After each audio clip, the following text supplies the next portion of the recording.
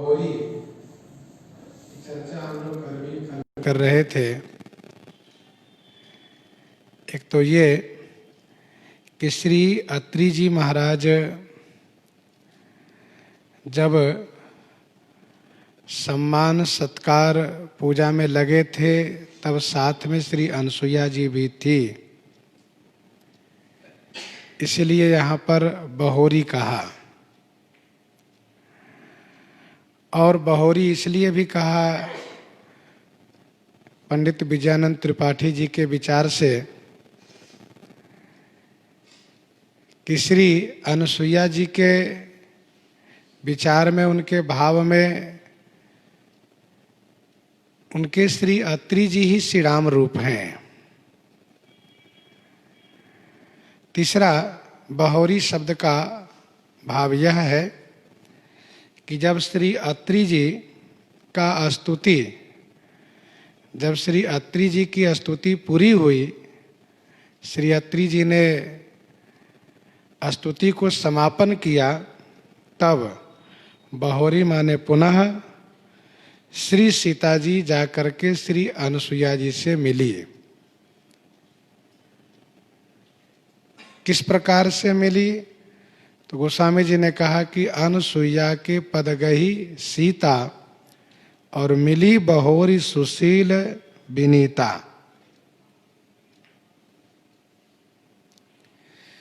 श्री अनसुईया जी ने इन्हें आशीर्वाद दिया। श्री अनसुईया जी ने इन्हें आशीर्वाद दिया, जो स्त्रियों के लिए सर्वाधिक प्रिय आशीर्वाद है। सदा सुहागिनी हो तुम्ह, जब लगी मही अहि शीस। अध्यात्म रामायण में ऐसा वर्णन है कि श्री अनसुईया जी ने कहा कि आप श्री रघुनाथ जी के साथ सकुशल यात्रा समापन करके लौटिए। सकुशल लौटने का आशीर्वाद श्री अनसुईया जी ने दिया है। श्री अनसुईया जी ने श्री किशोरी जी को दिव्य वस्त्र आभूषण पहनवाया, बल्कि यूं कहिए कि उन्होंने स्वयं पहनाया उनको, दिव्य वसन भूषण पहिराए।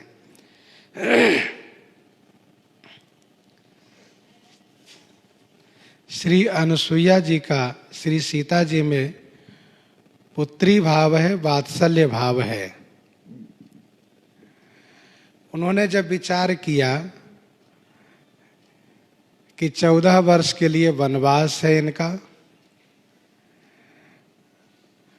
और श्री राम जी अपने व्रत नियम के पक्के हैं, श्री लक्ष्मण जी श्री किशोरी जी के चरण के ऊपर कभी देखते नहीं, तो श्री लक्ष्मण जी को पता ही नहीं चलेगा कि वस्त्र पुराना हो गया कि फट गया, ये उनको पता नहीं चलेगा। श्री राम जी वस्त्र आदि की व्यवस्था करेंगे नहीं। मतलब ये कि बलकल स्वयं पहनते हैं और श्री सीता जी से भी बलकल पहनने को ही कहेंगे। श्रीमद् वाल्मीकि रामायण में यह स्पष्ट वर्णन है कि श्री कैकेयी जी ने तीनों के लिए मुनिपट भूषण भाजन आनी ला करके रखा। श्री राम जी श्री लक्ष्मण जी तो बलकल धारण कर लिए, और श्री किशोरी जी ने हाथ में लेकर के श्री रघुनाथ जी से कहा कि स्वामी, मुनि पत्नी किस प्रकार से बलकल धारण करती हैं वह मुझे पता नहीं है। इस दृश्य को देख करके श्री गुरु वशिष्ठ जी महाराज बड़े ही दुखी हुए और वे श्री कैकेयी पर बहुत नाराज हो गए। फिर श्री वशिष्ठ जी ने स्पष्ट किया कि श्री सीता जी जिस वेशभूषा में है उसी वेशभूषा में जाएंगी। श्रीमद् वाल्मीकि रामायण में यह भी वर्णन है कि श्री राम जी ने श्री सीता जी से ये कहा कि आप अपने उन आभूषणों को दान कर दीजिए, दे दीजिए, गुरु माता को दे दीजिए, अन्य को दे दीजिए, इस प्रकार से उन्होंने कहा है। तो श्री अनुसुईया जी इन विचारों से बहुत दुखी होने लगी कि मेरी पुत्री वन में क्या इसी प्रकार से बलकल धारण करके रहेंगी? क्या पुराने ही वस्त्र को धारण करके रहेंगी? ऐसा नहीं होगा। और फिर उन्होंने अपने तप के प्रभाव से दिव्य लोक से वस्त्र और आभूषण मंगाया, जो श्री विश्वकर्मा द्वारा निर्मित है।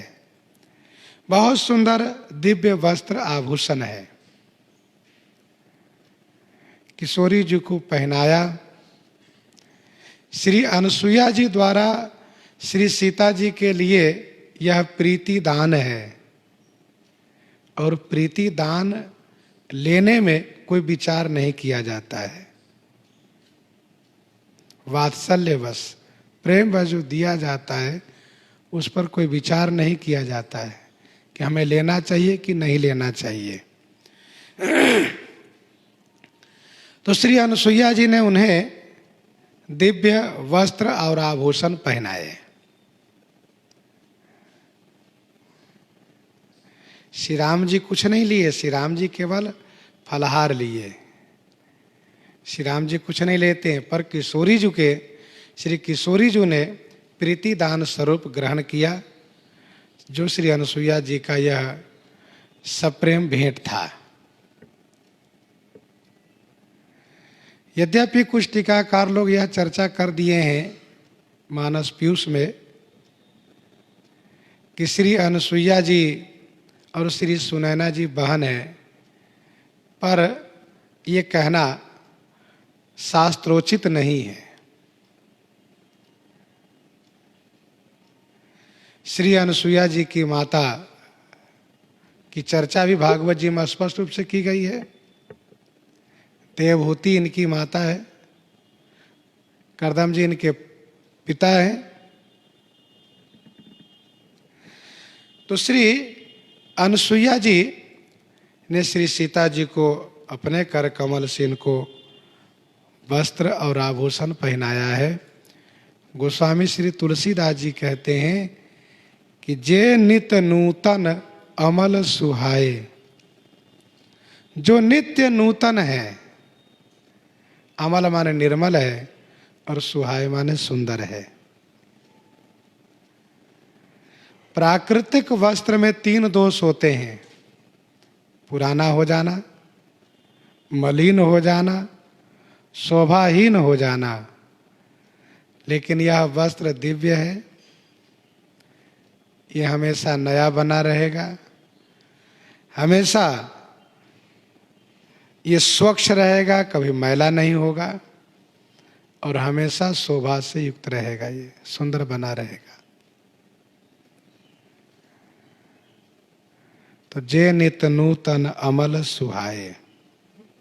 इसके बाद श्री अनुसुईया जी ने कहा, कह ऋषि बधू सरस मृदु बानी, नारी धर्म कछु ब्याज बखानी।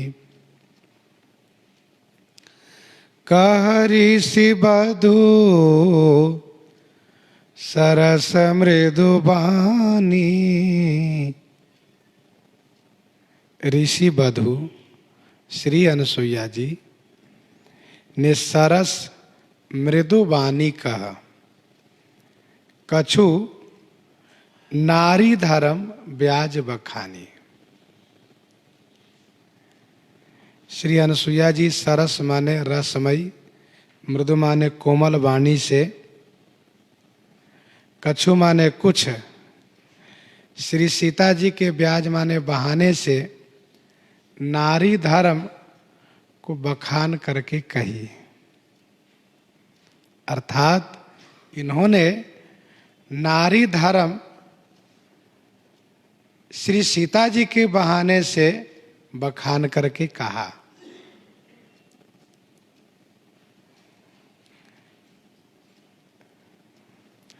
मातु पिता भ्राता हितकारी, मित प्रद सब सुनो राज कुमारी। मातु पिता भ्राता हितकारी। हे राजकुमारी, सुनो माने सुनिए।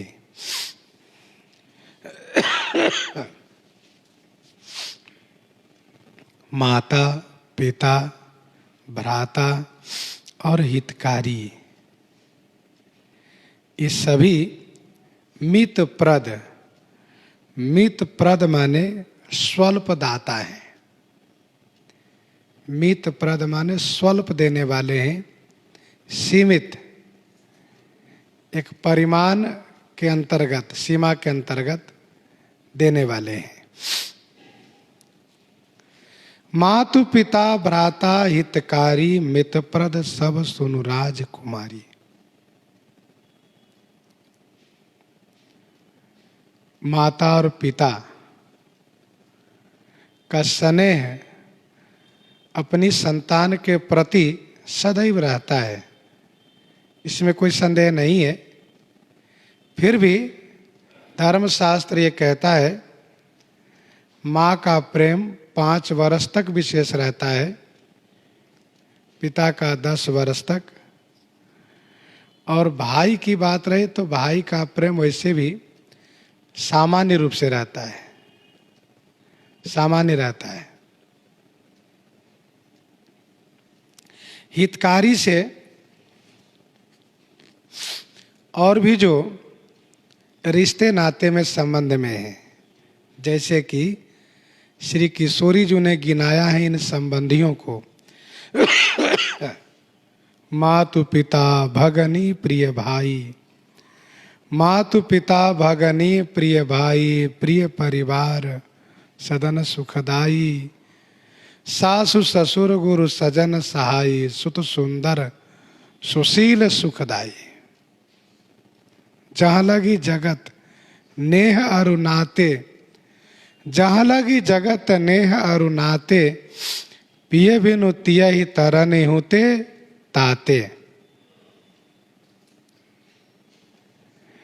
तो ये सभी जो हितकारी वर्ग हैं, शुभचिंतक हैं, ये सभी स्त्री को स्वल्प सुख प्रदान करने वाले हैं। अर्थात ये लोग धर्म, काम और मोक्ष नहीं दे सकते। धर्म, काम और मोक्ष नहीं दे सकते, अर्थ भी एक सीमा में ही देते हैं।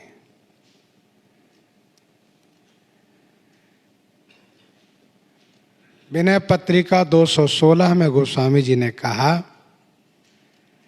कि को न सेवत देत संपत्ति, लोकहु यह रीति। को न सेवत देत संपत्ति, लोकहु यह रीति। सेवा से कौन धन नहीं देता? सेवा से धन प्राप्त होता है। तो धन दे सकते हैं, लेकिन धर्म, काम और मोक्ष नहीं दे सकते। धर्म, काम और मोक्ष नहीं दे सकते।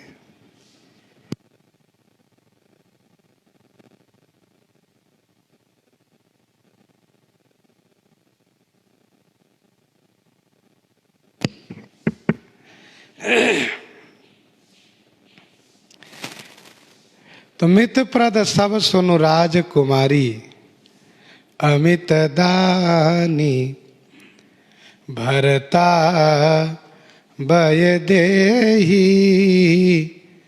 अधम सुनारी जो सेवन तेहि, अमित दानी भरता भय देही। हे वैदेही, भरता माने पति, अमित दानी, अमित दानी माने असीम दानी है, सीमा रहित देने वाले हैं। सो नारी अधम है जो तेहि न सेव, वह नारी अधम है जो ऐसे पति की सेवा नहीं करती हैं।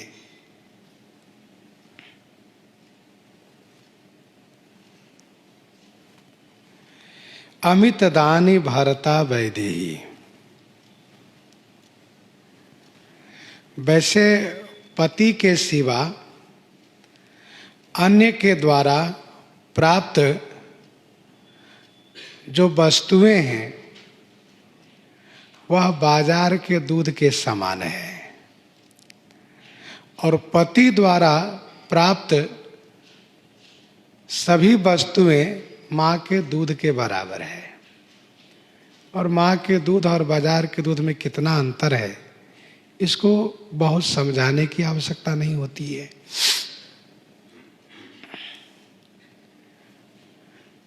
पति अमित दानी माने असीम दानी है, क्योंकि पति धर्म, काम, मोक्ष सब प्रदान करते हैं।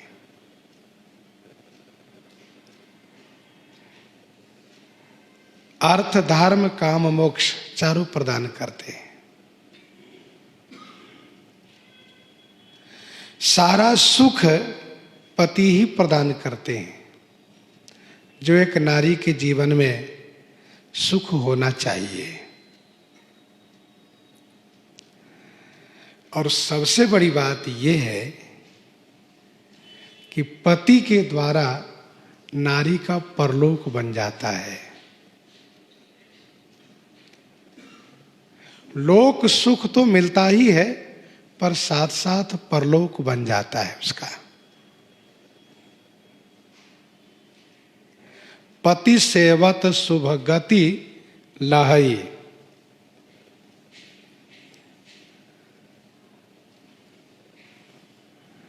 धर्म शास्त्र में यहां तक वर्णन है कि पति के शुभाशुभ कर्म के सहभागिनी होती हैं वे,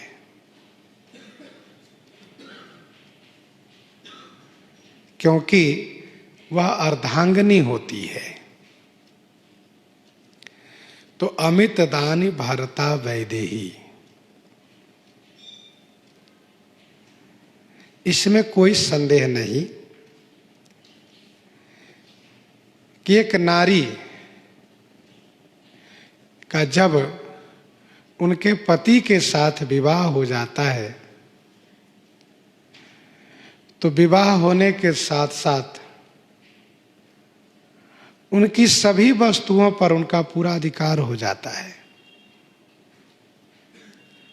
और वह अर्धांगिनी कहलाती हैं, उनकी प्रियतमा कहलाती हैं। श्री अनुसुईया जी यह कह रही हैं कि नारी के लिए पति ही असीम दाता है। लोक सुख तो देने वाले है ही, पर साथ साथ परलोक सुख भी। पति की सेवा, पति की कृपा से उनको मुक्ति होगी। धीरज धर्म मित्र अरु नारी,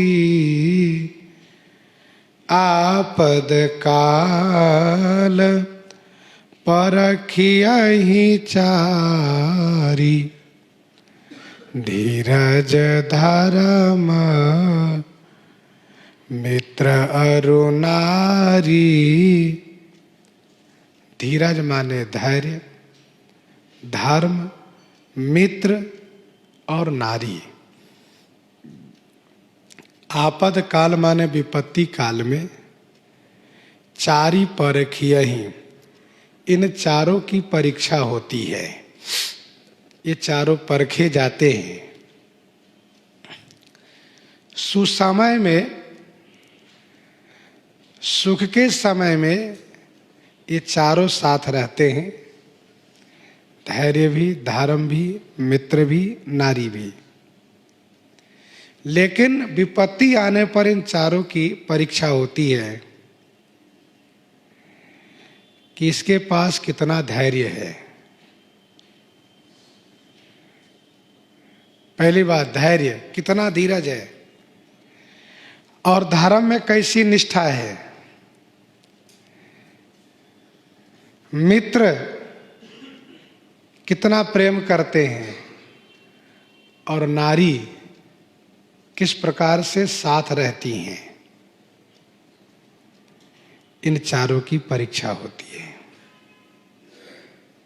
कहने का भाव यह है कि जैसे सोने को परखा जाता है, सोने की परीक्षा होती है कि यह सोना असली है कि नकली है, उसी प्रकार से इन चारों को परखा जाता है विपत्ति के घड़ी में। सोना को कैसे परीक्षण किया जाता है? तो अग्नि में तपा करके, अग्नि में तपा करके परीक्षण किया जाता है कि यह खड़ा है या खोटा है, असली है या नकली है। वैसे ही जैसे अग्नि में जलाने से सोने की परीक्षा होती है, वैसे ही इन चारों की परीक्षा होती है विपत्ति आने पर, संकट आने पर। ये साथ रहते हैं कि साथ छोड़ देते हैं, ये देखा जाता है।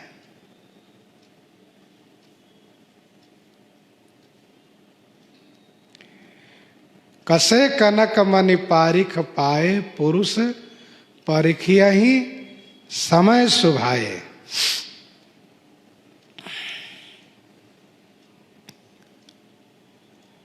शिविदधीच हरिश्चंद्र नरेशा, सहे धर्म हित कोटि कलेसा। दोहावली 447 में गोस्वामी जी ने लिखा, तुलसी असमय के सखा, तुलसी असमय के सखा, धीरज धर्म विवेक। तुलसी असमय के सखा, धीरज धर्म विवेक। सत्य साहित्य सत्यव्रत, साहस साहित्य सत्यव्रत, राम भरोसो एक। साहस साहित्य सत्यव्रत, राम भरोसो एक। तो तुलसी असमय के सखा, धीरज धर्म विवेक। वहीं 466 में गोस्वामी जी ने लिखा, दोहावली में 466 में, सही कुबोल सांसति सकल, सही कुबोल सांसति सकल, अंगई अनट अपमान। सही कुबोल सांसति सकल, अंगई अनट अपमान। तुलसी धर्म न परिहरिये, कही करी गए सुजान। तुलसी धर्म न परिहरिये, कही करी गए सुजान। विपत्ति आने पर ये चारों यदि साथ में खड़े हैं, साथ हैं, तब समझना चाहिए कि चारों अच्छे हैं। कौन कौन? धैर्य, धर्म, मित्र और नारी।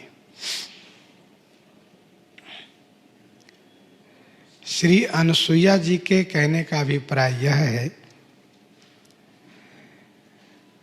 कि आप आदर्श स्वरूपा हैं।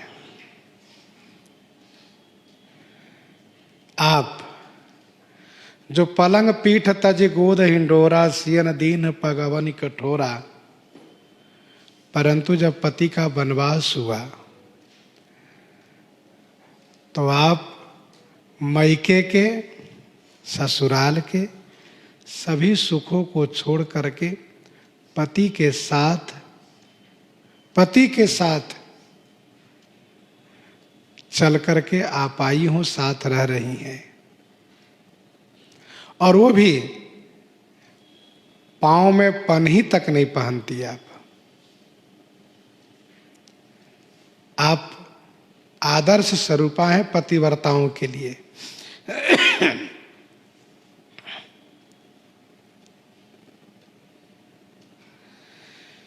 श्री किशोरी जी में ही आप देख लीजिए, इनका धैर्य कितना मजबूत है। अधीरता नहीं आई इनमें कि वन का क्लेश हम कैसे सहेंगे। धर्म, पतिव्रत धर्म में अनुरक्त रह गई श्री सीता जी।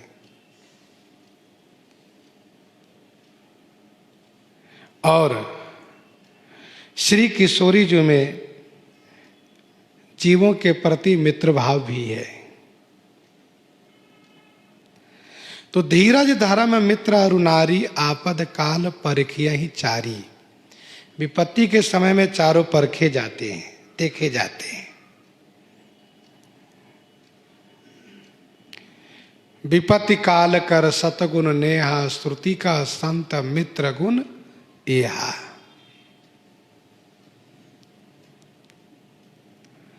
मनुष्य को यदि धैर्य बना रहे ना, तो चाहे जितना बड़ा संकट आवे, उस संकट से वह बहुत आसानी से जूझते हुए सफलतापूर्वक वह पार हो जाएगा। बशर्ते धैर्य बना रहे, अधीरता ना आवे। पर समस्या यह है कि अधीर हो जाते हैं मनुष्य। धर्म बना रहे, संकट आने पर, विपत्ति आने पर धर्म का परित्याग न करें। चाहे कुछ भी हो जाए, हम धर्म नहीं छोड़ेंगे। ये तो दो उनके व्यक्तिगत के लिए हुआ, धीरज धर्म ये उनके व्यक्तिगत के लिए हुआ। और मित्र, जो उनके मित्र हैं, उनको चाहिए कि वे उनके साथ हमेशा रहें। उस व्यक्ति को ऐसा महसूस हो कि मित्र हमारे साथ हैं संकट में। और नारी जो उनकी धर्म पत्नी है, उनको भी उनके साथ रहना चाहिए, जिससे उनको ऐसा लगे कि मेरी धर्म पत्नी सचमुच अर्धांगिनी है, मेरे साथ में है। श्री अनुसुईया जी ने कहा, इन चारों की परीक्षा होती विपत्ति की घड़ी में। चारों में से कोई भी यदि डगमगाते हैं, देख लीजिए, इन चारों में से कोई भी यदि डगमगाए, धैर्य डगमगाया तो भी व्यक्ति बहुत क्लेशित होता है। अब क्या करें, घबराता है, वो अधीर होने लगता है। धर्म डगमगाया तब भी अधीरता आती है। मित्र साथ छोड़ा तब भी अधीरता होती है। नारी यदि उस स्थिति में साथ छोड़ती है तब भी वह अधीर होता है। इसलिए इन चारों को साथ रहना चाहिए।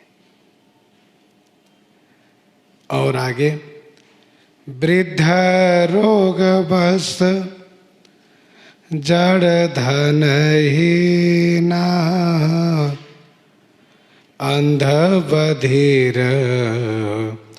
क्रोधी अति दीना। वृद्ध रोग बस जड़ धन हीना, वृद्ध रोग बस जड़ धन हीना, अंध बधिर क्रोधी अति दीना।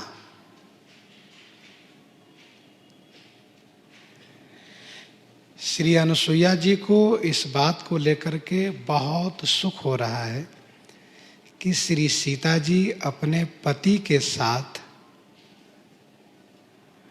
रह करके उनकी सेवा कर रही हैं, पतिव्रत धर्म के अनुसार उस श्रेष्ठतम मार्ग पर चल रही हैं, इसलिए इनको बहुत सुख हो रहा है। एक धर्म पथ पर चलने वाला व्यक्ति ही दूसरों को धर्म पथ पर चलते हुए देख करके आनंदित होता है, क्योंकि धर्म पथ पर चलना कितना कठिन होता है इस बात को वे भली भांति जानते हैं, समझते हैं। श्री अनुसुईया जी पतिव्रताओं में किस प्रकार से श्रेष्ठ हैं, इनकी कथा पुराणों में प्रसिद्ध है। वृद्ध रोग वश जड़ धनहीना। वृद्ध हो, रोग वश रोगी हो, जड़ माने मूर्ख हो, धनहीन निर्धन हो, अंध माने नेत्रहीन हो, बधिर माने बहिरा हो, सुनता न हो, अति क्रोधी हो, बात बात पर क्रोध करता हो, और अति दीना माने अत्यंत दीन दुखी हो, बार बार झुंझलाता हो।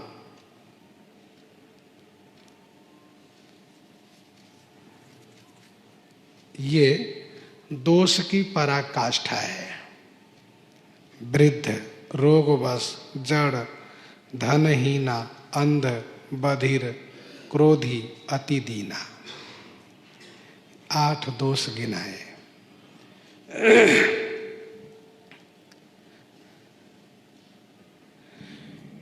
अर्थात ये मरे हुए के समान है। कौल काम बस कृपिन विमूढ़ा, अति दरिद्र अजसी अति बूढ़ा। वृद्ध है, रोगवश है, वृद्ध है, तमाम प्रकार के उनको रोग है, इसलिए उस नारी को उस पति से काम सुख प्राप्त नहीं होगा, क्योंकि उनके पति पहली बात तो वृद्ध है, दूसरी बात यह है कि वह रुग्ण है, हमेशा रोगी बने रहते हैं। जो कुछ धन का आगमन होता है, वह जो धन पहले से है, वह धन उनके रोग मुक्त करने के लिए दवा में ही खर्च हो जाता है। तो उस स्त्री को सुख नहीं मिलता उस पति से। जड़ माने मूर्ख है, धनहीन है, मूर्ख है इसलिए धन उपार्जन नहीं कर सकते, निर्धन है, धन नहीं उसके पास, इसलिए वह अपनी पत्नी को वस्त्र आभूषण नहीं दे सकता। अंधा है, अंधा है तो उसकी पत्नी मान लो श्रृंगार भी करेगी, उसको प्रसन्नता नहीं होगी, क्योंकि उनके पति देख नहीं सकते। तो ये पति नेत्रहीन है, तो उसकी पत्नी इस बात को लेकर के दुखी रहती हैं कि वे मेरे श्रृंगार को देख नहीं सकते। बधिर है, पत्नी यदि कुछ बात कहती है तो सुनता ही नहीं, जिससे पत्नी को अच्छा नहीं लगता, तो बहिरा है। पत्नी यदि किसी पड़ोसिन से कोई बात करती है तो सुन नहीं पा रहा है, अनुमान लगा करके चिड़चिड़ाता है कि हमारी बुराई कर रही है, ये तमाम सारी समस्याएं हैं। इसलिए कहा, बधिर के बाद कहा क्रोधी, बहिरा भी और क्रोधी भी है। अति क्रोधी, एक तो क्रोध होता है, दूसरा अति क्रोध होता है। सामान्य रूप से क्रोध हो जाना बात अलग है, अति क्रोध होना, और अति दीन है। ध्यान दीजिएगा, यह कोई जरूरी नहीं है कि यह सब बात एक ही व्यक्ति में हो, यह कोई जरूरी नहीं है कि यह सभी बातें एक ही व्यक्ति में हो, अलग अलग हो। कोई वृद्ध पति, किसी के वृद्ध पति मिल जाए, किसी के पति रोगी मिल जाए, किसी के पति मूर्ख मिल जाए, किसी के पति धनहीन मिल जाए, किसी के पति अंधा मिल जाए, किसी के बहिरा मिल जाए, किसी के क्रोधी मिल जाए, और किसी के अति दीन मिल जाए, जो अति दीनहीन हो, गरीब हो। पर ऐसी स्थिति में भी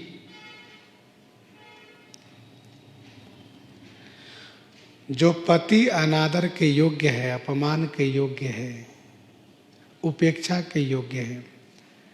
दोहावली में गोस्वामी जी ने लिखा 477 में, दोहावली 477 में, दीर्घ रोगी दारिद, दीर्घ रोगी दारिद कटुबच लोलुप लोग, दीर्घ रोगी दारिद कटुबच लोलुप लोग, तुलसी प्राण समान त्यों होय निरादर जोग।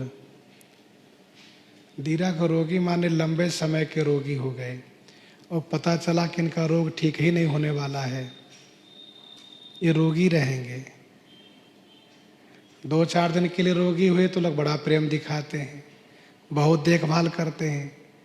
इसके बाद जब पता चला कि इनका रोग ठीक ही नहीं होना है, लंबे समय तक छोड़ देते हैं। क्या रोज रोज इन्हीं के पीछे पड़ना है, लोग उनको छोड़ देते हैं। दीर्घ रोगी दारिद्र, जो दरिद्र है, जो कटु बोलने वाला है, लोलुप जो चंचल है,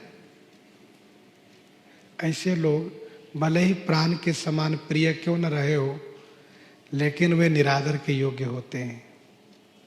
तुलसी प्राण समान त्यों हो ही निरादर जोग। पर श्री अनुसुईया जी कहती हैं, ऐसे हो पति कर किए अपमान, नारी पाव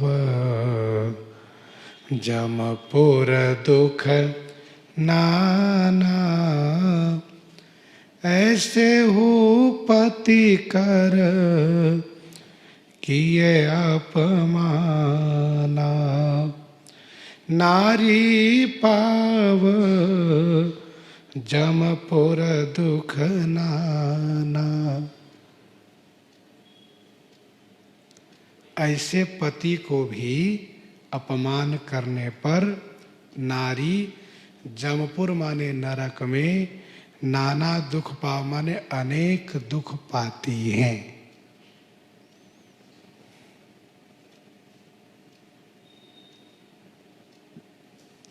यहाँ छोड़ने की बात नहीं कही जा रही है कि वह छोड़ दी, सो नहीं, छोड़ने वाली तो कोई बात ही नहीं है। छोड़ना तो अतिशय अपमान है। ऐसे भी शब्दों से अपमान करने में, अपने क्रियाकलापों, अपने व्यवहार से अपमान करने पर नारी को नरक में दुख भोगना पड़ता है।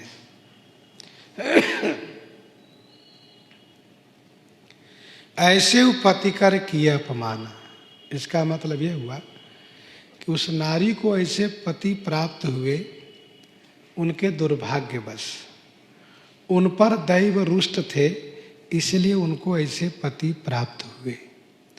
और इसके बाद भी वह पति की सेवा न करके, पति को प्रसन्न न करके वह पति को अपमान करती हैं, उनके दोषों को उन्हीं से कह करके उनका उपहास करती हैं, जिससे वह जलते हैं, दुखी होते हैं। तो इससे उस नारी को नरक में भी अनेक क्लेश सहना पड़ता है।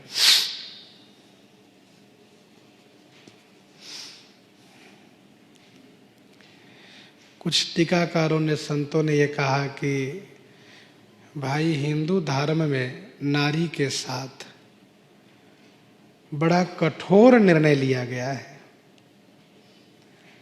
पति चाहे कुछ भी करे, पति चाहे जैसे भी रहें, और नारी उनको भगवान मानकर ही पूजा करे, उनको किसी प्रकार से अपमान न करें। तो ये नारी के लिए कठोर नियम है। बताइए, जिनके पति किसी के वृद्ध हो, व रोगी हो, जड़ हो, धनहीन हो, अंधा हो, बहिरा हो, क्रोधी हो, अति दीन हो, तब भी वह नारी उसकी सेवा करें, उनको कभी अपमान न करें। और अपमान यदि करती हैं तो उनको नरक में कष्ट होगा। तो नारी धर्म में कठोर नियम तो है ही, ऐसा उन्होंने कहा। इसका समाधान भी संतों ने किया है। संतों ने समाधान यह किया है कि जहां पर पुरुष के लिए 3 आश्रम धर्म के पालन की बात कही गई है, ब्रह्मचर्य, वानप्रस्थ और सन्यास,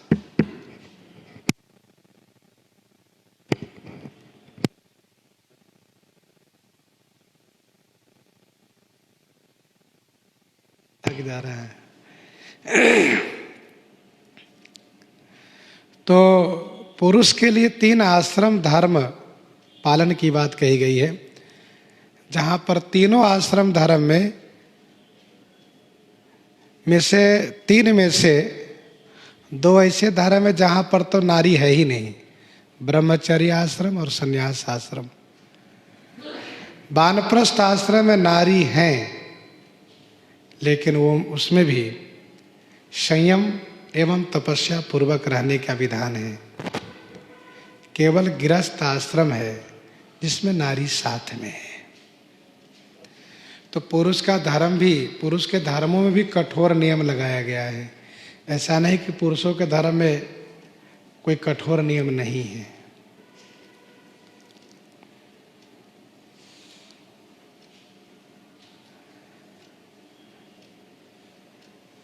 दूसरी बात यह है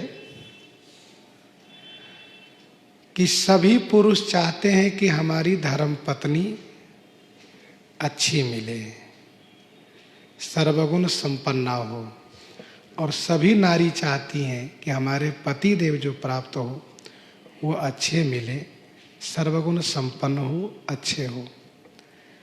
और दोनों के माता पिता का ये भरपूर प्रयास रहता है, चाहे वो पुरुष हो या नारी हो, दोनों के माता पिता चाहते हैं, परिवार के लोग चाहते हैं कि अच्छे परिवार में विवाह हो, जहाँ बिटिया सुखी से रहे। पुरुष वर्ग वाले भी चाहते कि हमारे जो लड़के हैं वह सुखपूर्वक रहें। सबका प्रयास है, परंतु इस बात को भी नहीं भूलना चाहिए कि विवाह भी प्रारब्ध में एक निर्धारित है, प्रारब्ध के अनुसार निर्धारित है। जिनको जिनसे विवाह होना होगा, जिनसे जिनके साथ विवाह होना है उन्हीं के साथ होगा। यदि प्रारब्ध प्रधान न होता, यदि प्रारब्ध प्रधान न होता तो लोग न तो रोगी होते, न कोई निर्धन होते और न कोई दुखी होते। मनुष्यों को अपने प्रारब्ध के अनुसार धन प्राप्त होता है, दुख सुख प्राप्त होता है। तो जिस स्त्री के व जिस पुरुष को प्रारब्ध के अनुसार जिनके साथ विवाह हुआ है, उनसे उनको उनमें प्रेम होना चाहिए। हमारी संस्कृति है, यही हिंदू धर्म है। और दूसरी बात, हिंदू धर्म में भोग प्रधान जीवन नहीं माना गया है। हिंदू धर्म में ऐसा नहीं कि जीवन केवल सुख भोगने के लिए मिला है, बल्कि जीवन है भगवत प्राप्ति के लिए, पुण्य कर्म करने के लिए तथा मुक्त होने के लिए। तो मुक्त होने के लिए मानव शरीर मिला है। जो सुख भोग की बात कही जाती है, वह सुख भोग अन्य शरीर में भी प्राप्त होता है। अन्य शरीर में भी जीव के प्रारब्ध के अनुसार अन्य शरीर में भी, पशु पक्षी शरीर में भी सुख मिलता है। लेकिन संसार से मुक्त होने वाली बात तो मनुष्य के साथ है। तो जहां पर पुरुषों के लिए अनेक धर्म कर्म नियम व्रत बताए जाते हैं, वहां नारी के लिए एक पति ही भगवान के स्वरूप है, ऐसा बताया गया है। और जिस प्रकार से एक भक्त अपने भगवान को, जो शालिग्राम रूप है, उसको ये नहीं देखता है कि गोलाकार है कि टेढ़ा है कि कैसा है, वो ये नहीं देखता। वो इसी में मगन रहता है कि हमारे ठाकुर जी, हमारे भगवान हैं। उसी प्रकार से नारी को धर्मशास्त्र ये कहता है कि उनके प्रारब्ध के अनुसार, उनके प्रारब्ध के अनुसार जो पति प्राप्त हुए हैं, उनके लिए वही ईश्वर है, भगवान है। और उनका अनादर न करे बल्कि उनका सम्मान करे। खास करके पति जब इस दशा को प्राप्त हो, जैसे कि वृद्ध रोग बस जड़ धनहीना, अंध बधिर क्रोधी अति दीना, उस दशा में वह अपनी धर्म पत्नी से सम्मान की अपेक्षा रखता है। और उस दशा में यदि उसकी धर्म पत्नी अपमान करती है तो उसको बड़ा कष्ट होता है। और फिर उसको जो कष्ट होता है, उसी का परिणाम उस नारी को जमपुरी में अनेक कष्ट सहना पड़ता है। इसलिए ऐसे पति कर किया अपमाना, नारी पाव जमपुर दुख नाना। धर्मशास्त्र ये कहता है कि अपने प्रारब्ध के अनुसार जिसको, जिस नारी को जो पति प्राप्त हुए, उनकी सेवा करके ही वह महानता को प्राप्त कर लेंगी।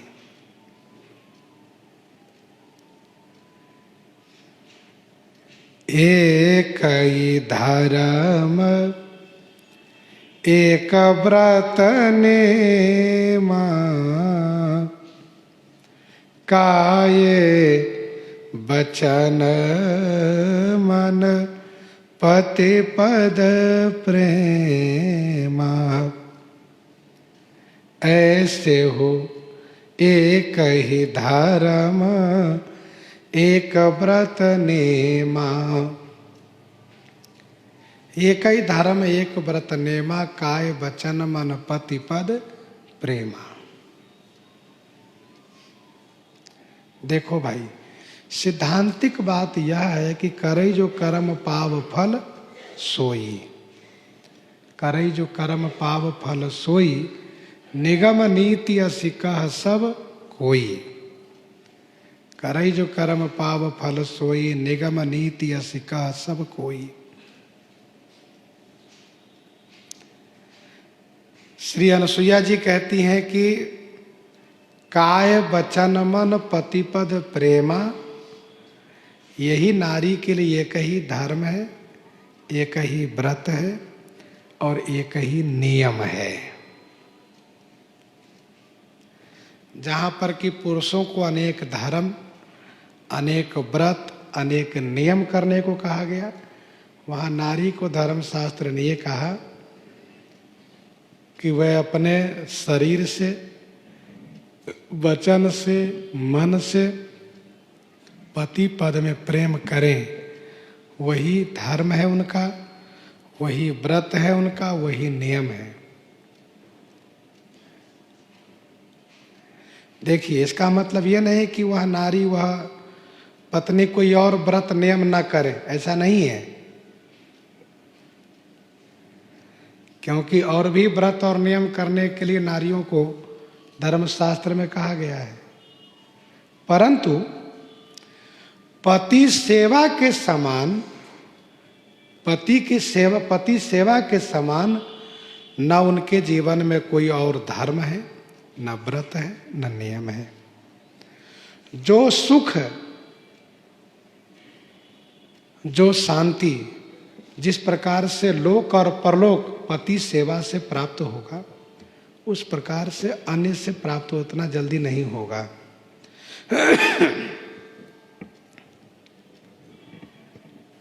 श्री अनसुईया जी ने बड़ी गंभीरता से कहा, ऐसे हो पति कर किया अपमाना, नारी पाव जमपुर दुख नाना। पति का अनादर न करे। पुराणों में कथा श्री सेव्या जी की गाई गई है। सेव्या जो पतिव्रता के एक आदर्श है, जिनके पति चरित्रहीन थे, अर्थात वह जो उनके पति थे वे नगर के वधू अर्थात जो वेश्या होती है उनमें उनका प्रेम रहा करता था। सेव्या इस बात को जानती थी, फिर भी अपने भाग्यवश वह पति उनको प्राप्त हुए हैं, इसलिए उस पति को वह सेवा करती थी।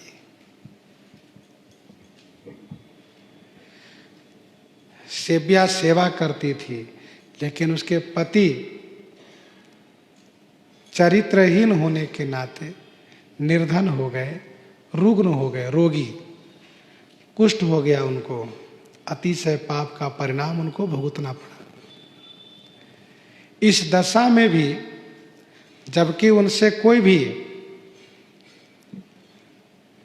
वेश्या प्रेम नहीं करती है, तब भी उनका मन शांत नहीं हुआ। एक दिन उन्होंने उस वेश्या को देखा जो राज वेश्या कहलाती है,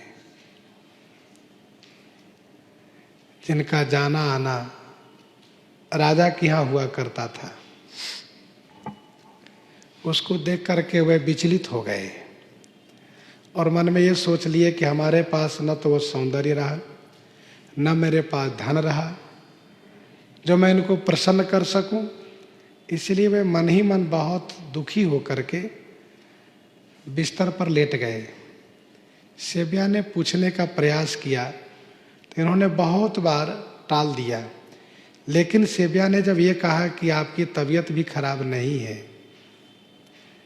फिर आप इस प्रकार से बिस्तर पर क्यों पड़े हुए हैं, क्या हुआ आपको, आप बताइए, मैं आपकी उन इच्छाओं की पूर्ति के लिए प्रयास करूंगी जिस इच्छा के कारण आप इस प्रकार से आहत होकर के और यह सोच करके निराश होकर के लेटे हुए हैं, तो आप बताइए। तब उसने अपने मन की बात कही कि ऐसी ऐसी बात है, मैंने अमुक जगह उसको देखा तो मेरा मन उनके प्रति चला गया और मैं इस बात को लेकर के परेशान हूं कि मेरा मन शांत क्यों नहीं हुआ और मेरा मन उनके लिए परेशान क्यों है। तो सेव्या ने कहा कोई बात नहीं, आप चिंता न करें, आप प्रसाद ग्रहण करें, मैं प्रयास करती हूं उनको मनाने के लिए। तो सेव्या क्या करती हैं कि सुबह सुबह जा करके उनके द्वार पर चौका लगा करके और बढ़िया चौक पूजाती है, चौक पूज देती हैं, दिया आदि जला देती हैं। इस प्रकार से लगातार कई रोज यह कार्य करती हैं। तो वह वेश्या सोचती हैं कि मेरा भगत कौन हो गया इतना बड़ा जो मेरे मंगल कामना के लिए इस प्रकार से सोच करके कि यह जगेंगी और द्वार खोल के देखेंगे तो इनका मन प्रसन्न होगा, इनको शुभ होगा। तब उन्होंने छुप करके देखना चाहा तो देख लिया और देख लेने के बाद उसने इनको पकड़ लिया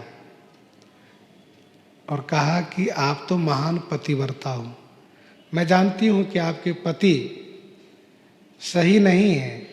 पर उन्होंने कहा नहीं नहीं, मेरे पति के बारे में आप ऐसा न कहें। कहा ठीक है, पर तुम तो महान हो और तुम जब मेरी सेवा करोगी तो मुझे तो नरक में भी जगह नहीं मिलेगी।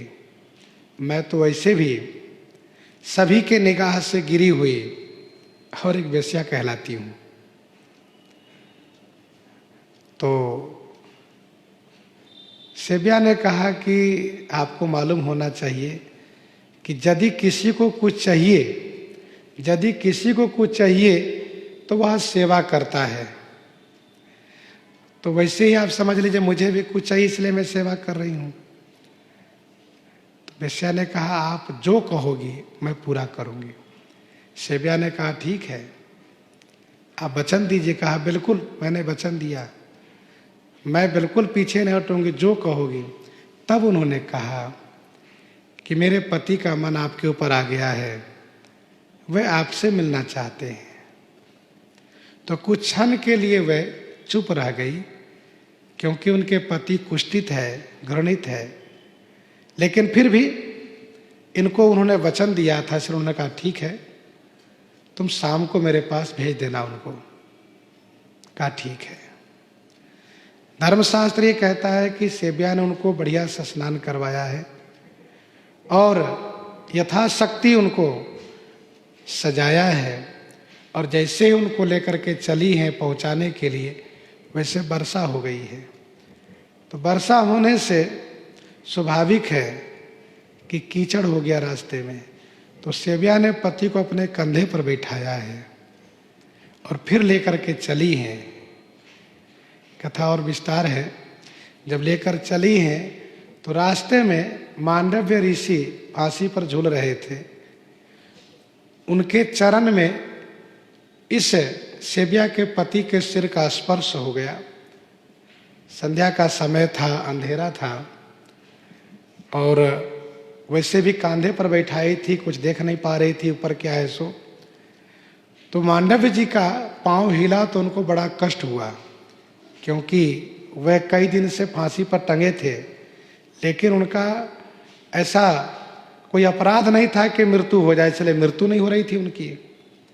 उन्होंने कहा कि एक तो मैं वैसे भी फांसी पर टंगा हूँ, और फिर मुझे हिलाने वाला जो भी हो उसकी मृत्यु कल प्रातः काल सूर्य उदय होते ही हो जाएगी। मांडव्य जी ने कह दिया कि प्रातः काल सूर्य उदय होते ही मृत्यु हो जाएगी। उस बात को उसने जैसे सुना, वैसे ही अपनी धर्म पत्नी सेबिया से कहा, सुनो देवी, तुम लौट चलो। कहा क्यों स्वामी? कहा कुछ नहीं, घर वापस चलो। बड़ी पतिव्रता है वह, पति की सेवा में संलग्न रहती है, कोई ज़्यादा तर्क नहीं किया। कहा ठीक है, वापस घर लेकर आई। और घर लेकर आई, फिर उन्होंने उनको बैठाया और पूछा, स्वामी जब आपको मैं ले जा रही थी मिलाने के लिए तो आपने मना क्यों किया, और आप क्यों लौट आए, क्या कारण है बताइए। तब उन्होंने कहा कि मेरी जिंदगी अब रात भर की रह गई, मुझे श्राप मिला है। अभी अभी एक ऋषि जो फांसी पर टंगे हुए झूल रहे हैं, उन्होंने मुझे श्राप दिया है। तब सेबिया ने कहा ऐसा नहीं हो सकता, मैंने अपने मन वचन कर्म से पति की सेवा की है, मेरा पतिव्रत धर्म है। मैं प्रतिज्ञा करती हूँ कि सवेरा ही न हो, सूर्य उदय हो ही नहीं, जिससे कि आपकी मृत्यु हो। और ऐसा ही हुआ। सूर्य का रथ रुक गया, ब्रह्मांड में हाहाकार मचा, ब्रह्मादि देवता आए। सेबिया जी से कहा, आप अपने प्रण को तोड़िए, सूर्य को उदय होने दीजिए। कहा मेरे पति, कहा उनको मरने दीजिए। कहा तब तो नहीं होगा, सूर्य उदय नहीं होंगे अब। कहा नहीं नहीं, आपका वचन भी रहे, ऋषि का वचन भी रहे, वे मरेंगे और उनको हम जीवित करके जाएंगे। कहा ठीक है। तो श्री ब्रह्मा जी वहीं पर उपस्थित होकर के सेबिया जी का प्रण तुरवाए। सूर्य उदय हुआ है, उनकी मृत्यु हुई, उनका जीवन दान दिया, उनका रोग समाप्त हुआ। अब तो वे बिल्कुल स्वस्थ हो गए, और फिर उनके पति पवित्र आत्मा होकर के पुण्य कर्म में प्रवृत्त हो गए।